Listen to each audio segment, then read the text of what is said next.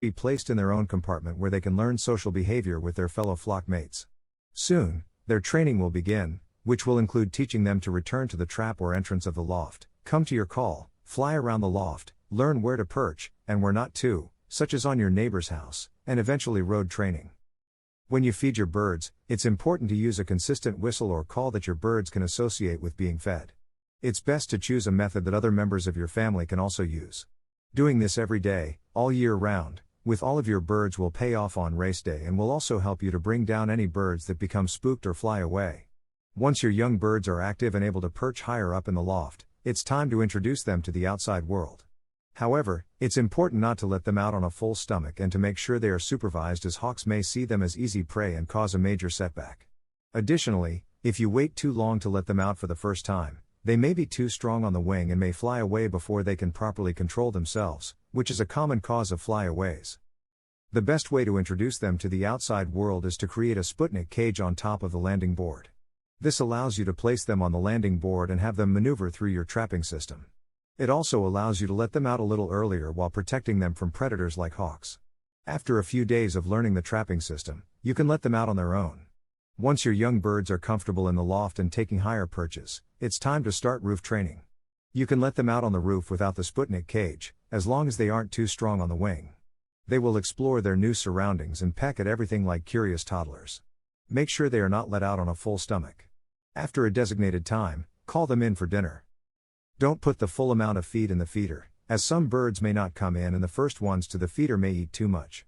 The important thing is to get them trained to come in when called, so they can be disciplined to come in when needed for morning or evening training tosses, or quickly upon arrival from a race. Keeping a consistent routine is important for training. If you deviate from their routine, they will let you know. They will come find you if you miss a feeding time.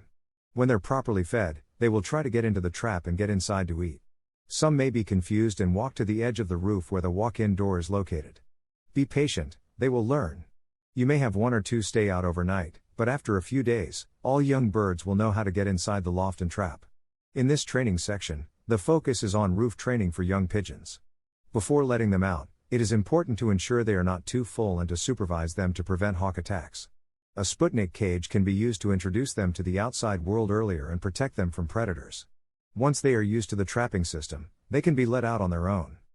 When the pigeons are out on the roof, it is important to keep them on a regular feeding schedule to train them to come in when called. This is important for race day and for training.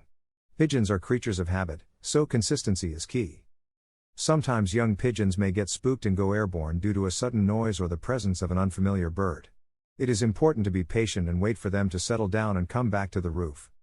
Occasionally, a young bird may stay out overnight.